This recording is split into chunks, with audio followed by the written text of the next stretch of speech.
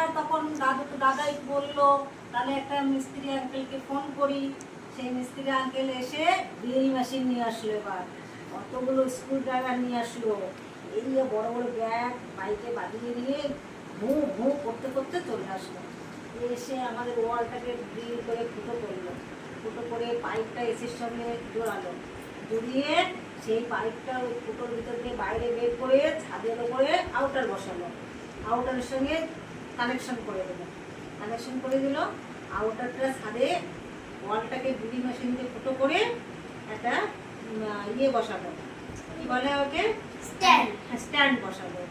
মাথায় বুদ্ধি, স্ট্যান্ডের উপরে আউটারটা এভাবে বসিয়ে কানেকশন করে দিল। তারপরে হ্যাঁ হ্যাঁ আবার গরম লাগলো না, রিমোট দিল, এসির সুইচ বসিয়ে দিল, আমাদের দেখিয়ে দিয়ে গেল কিভাবে অন করতে হয়।